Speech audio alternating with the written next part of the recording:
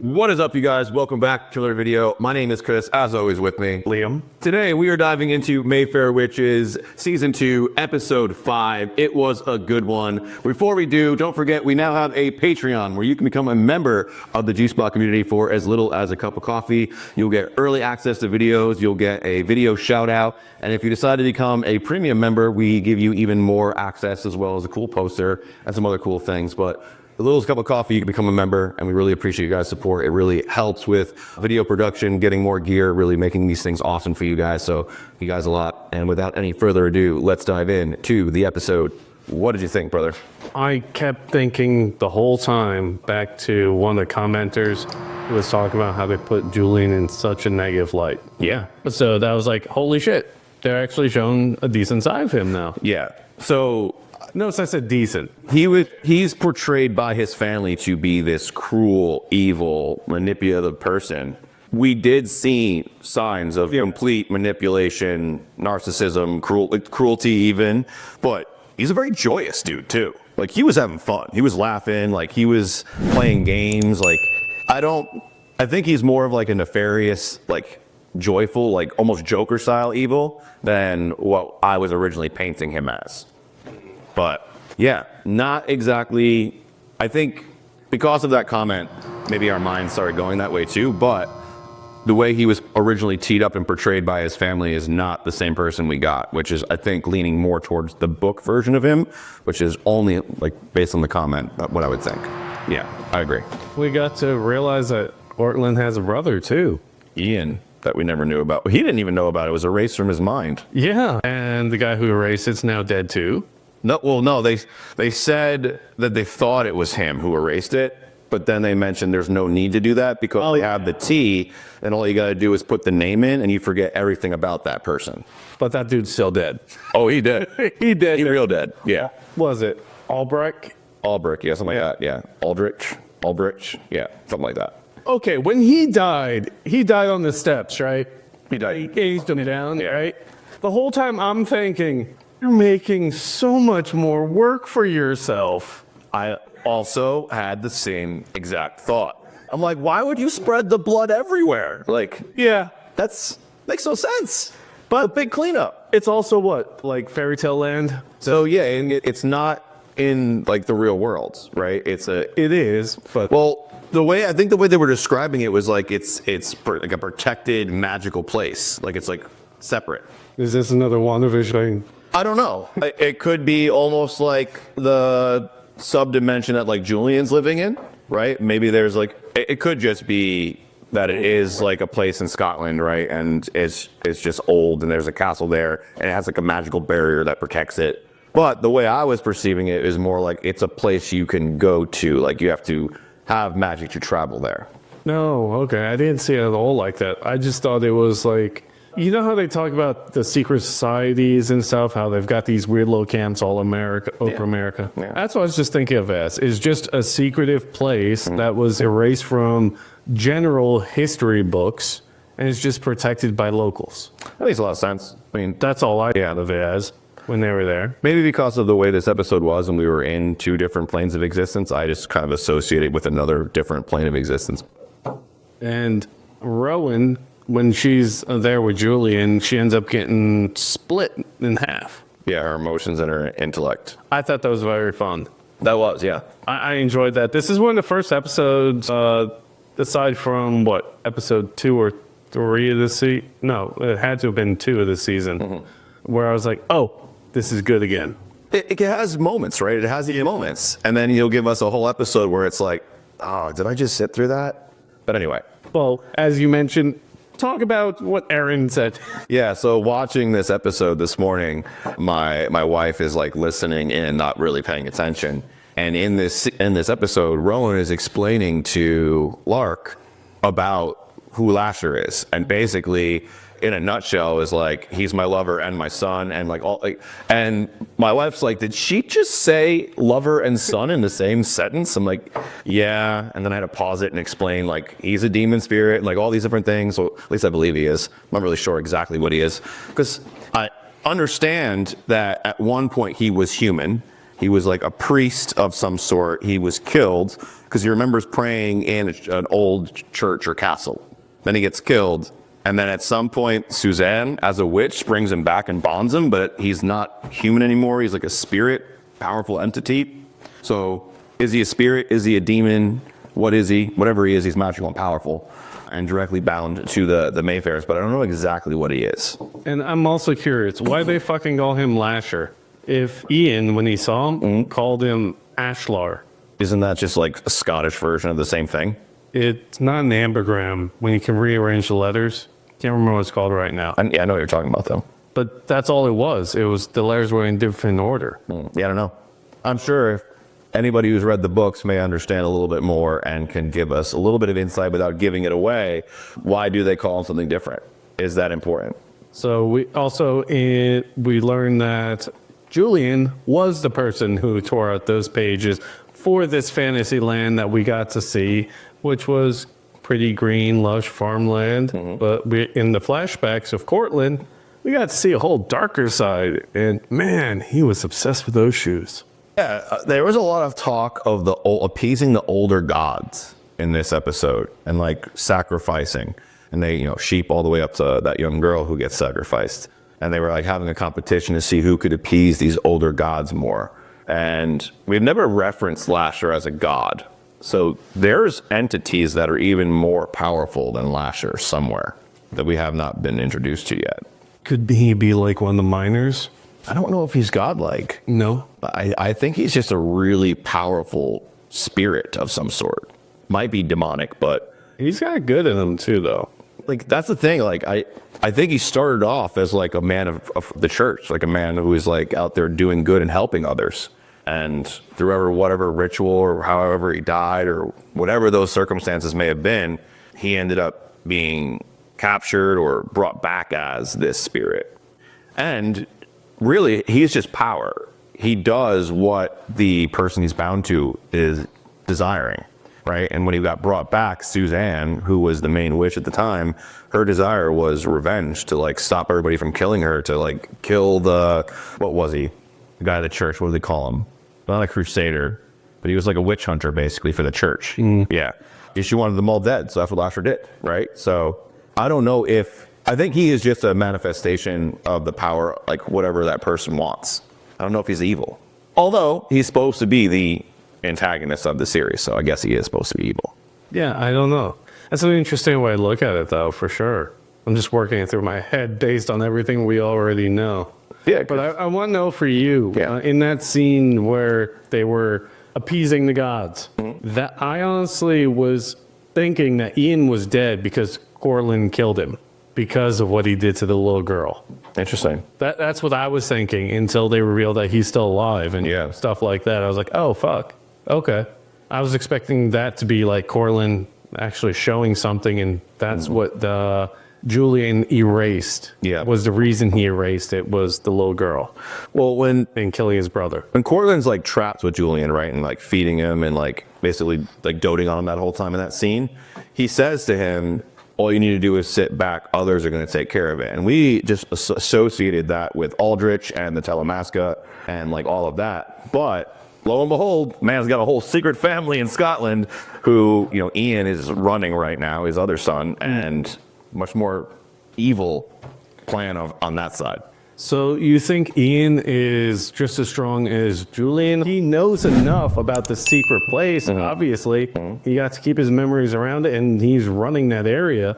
But does Julian give him, like, all the knowledge, or would that just make his son more of a threat that he doesn't want?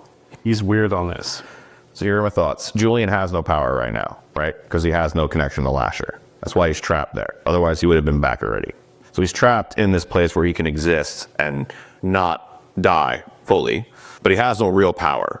His real power is manipulation at this point. There's the plans and the setup that he's created. That's his only power. And Ian is a huge piece of playing that out in the real world.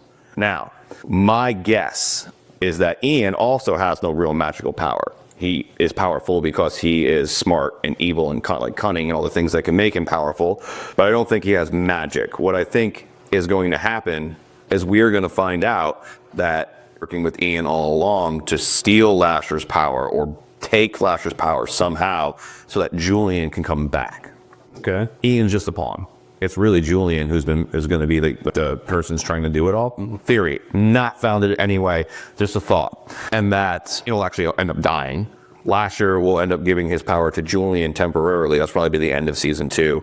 And then what'll end up happening is Rowan and Lasher and the rest of the family will actually have to come together and figure shit out so that they can actually fight Julian in season 3. That's my thought on that and where that plan's really going. I think again, Ian's a pawn and he's just playing out his dad's plan. Okay. Yeah. So just dumb guy who just does blindly whatever. Not dumb, but blindly loyal. Okay. Yes. Like indoctrinated from a very young age to be a pawn in this game for his father.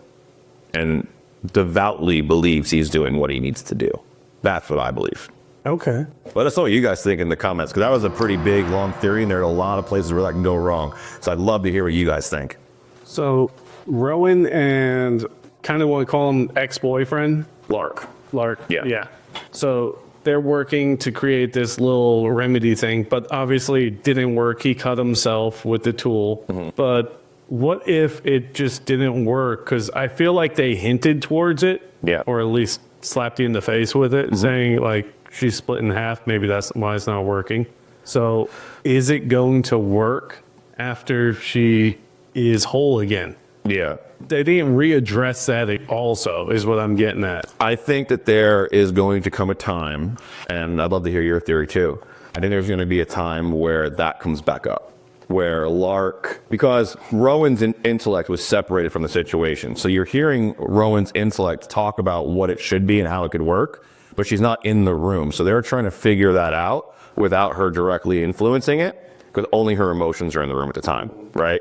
And so you hear intellect Rowan saying, oh, you could actually take that, make a concentrate of it, and then I would have more power again. They break the tooth, they scrape the tooth. They don't really actually like take the time to like synthesize the concentrate from it, right? So I think Rowan will be able to create that concentrate and use it to have some semblance of power. But I don't think it's going to be the answer that amplifies her all the way up. I still think that's a fun direction that they can take in it, merging the whole like science and the magic element of it. I think she's what's going to evolve it in this series. Agreed. Yeah. And that's what I'm looking forward to. It's like, would you fucking hurry up and get to that part already for me? This is a very slow burn, and we've been saying that all of season 2. It's very slow to get to where it should be already. We almost stopped watching this how many times? Yeah, there's been multiple episodes where I was like, this could have been a 20-minute piece of an episode. It didn't need to be a full episode. And that's been our biggest gripe about it. Otherwise, the fantasy elements, the mystery, the lore, I mean, Anne Rice does a great job, right? Like, so they're pulling from a great pool of context. But I don't know if necessarily it just needs to be sped up. That's all I can say. And otherwise, we're beating a dead horse. But it just needs to be sped up. For the writers of this specific show, can you please upgrade your model from the free version of ChatGPT so we can get some better plots and storylines, please? Yeah. Go along with the original source material. One thing I wanted to bring up last episode slipped my mind, but they brought it up again in this episode is the Taltos. Did you catch it again on this one? I'm pretty sure I'm saying that correctly. I thought it was Talos. Is it Talos? I have it in my notes. Because they've mentioned it now twice. Taltos. Taltos. Taltos. I have it in his Talos. Yeah, a book by Anne Rice. Okay. So yes, so the Taltos, right? So Because Julian tore out the pages. right, so those are the old gods, is my belief. Okay. So just on a quick Google search, the word in the Anne Rice world, universe we'll call it, refers to an ancient race of being. Ancient race of being we'll call it. Not necessarily human, but ancient race of being. And so they could be considered the old gods. And is that where Lasher's original form comes from? Is Lasher like a reincarnation? Is that where his spirit gets power from? Is he like so old that he's part of this original race and that's where he died? And then bringing that spirit back is why he has power. He's not actually human. because that could be an answer to that question for sure. But they brought it up multiple times, and when Moira touches the whatever that thing is called, you'll let us know in the comments. When she touches it in the last episode, she calls it Taltos. Taltos, she's just like saying those words over and over. And in this episode, they brought it up again twice. So I have a feeling that either we're going to get a lot more of that with the old gods, or that's a connection directly to Lasher. But I'm interested to see where that goes, because that's much more supernatural lore. So when they talk about the Talos, I'm not even going to say the other one. You guys know what I mean. I keep thinking of like the Tua de Danann. Are you familiar with them? No. So that's essentially like the Irish gods. Okay. That's where you've got the druids and stuff like that. It's their pantheon. Pretty much, yeah. But that's what I keep thinking of with these. And with that, it's just like Greek mythology as well. Mm-hmm. It's just like Tua de Danann is like the Irish and the pagan version of that. And I'm thinking that they have very much the same thing in this. Okay. So like a whole pantheon of gods. Would make sense. Or perceived as gods. Yeah. Right? It makes me think of one of the last Marvel movies where it was Christian, what's his last name? You lost me. Christian Bale? Christian Bale? Yeah, Would be Batman. That's not Marvel though. Yeah, I know, but I'm trying to think of his name because he played the evil god killer. Oh, okay. You're talking about Gore. Gore, yes. So, well, when he turns into Gore, they show the scenes of, yeah, you're just here to worship us, right? But they were still killing. Yeah. And that's what I feel like these people are as well. They've got more life, more power, but doesn't mean they're indestructible. So, perception of godlike. Yeah. Yes. I'm not sure if they're as godlike as most people think of when you think of a god. Still fallible, still fucked up, still gonna be able to die and all that. So not easily. Yeah. But there is a way for them to. They're immortal, but there is a way. Right. Kind of thing. yeah, kind of like Cortland. Yeah. Well, I think he's cursed to live forever now, which is kind of funny. If gods were too. Yeah. Interesting. No, I think I agree with you that there will be much more of a pantheon of beings rather than like a singular being god type thing, and that each one of these will have a different power, a different relationship to, you know, the magic that they all interface with. And I think that maybe Lasher actually comes from them, and that's where his spirit originates, and that's why they're bringing him back as well, to kind of harness that power where he's from, like originally. Cool. I would agree with you that this episode was one of the better ones yet this season. It actually gave us some answers, a little bit of mystery still, a little bit more lore dump, getting to actually meet Julian, and I think that the whole scene with him and Rowan was really well done. We got a little bit of information. We also got some insight into his character. Yeah, just a good episode, and I'm excited to see where they go. I hope they don't give us another slow burner, and I just want them to start speeding some things up and get us to, you know, more of what could be inside of this world than this slow burn inside the house every time. But either way, based on the trailer for next episode, without any spoilers, it looks like we are going to have a bit more jumping around going on between all the characters. So I'd be watch those trailers. like I said, I'm not going to spoil it. That being said, really appreciate you guys tuning in. Don't forget, we now have a Patreon, so if you guys want to become a member of the Juicebox community for as little as a cup of coffee, you can do that. The link is in the description below. But as always, thank you guys for being here. Really appreciate all of your engagement, your comments, and subscribing to the channel. 16,000 subscribers and going, so that's really awesome. Other than that, if you guys are enjoying our content, you can check out an entire playlist up right here, as well as another playlist of things that we've done that we really enjoyed, and you will too right here, and something that we know you'll like right above my head right here. But as always, don't forget to subscribe, hit the notification bell so you never miss another episode. We're up to 3 a week, and if you don't know this by now, my name's Chris, that's Liam, Yep. and we'll see you in the next video. And don't forget to upgrade your ChatGPT plan. He's gonna ride that horse all the way to the stable. All right, guys, we'll see you on that video. Peace. Find the strength hiding in each battle scar. You're not who you were, you've already come far.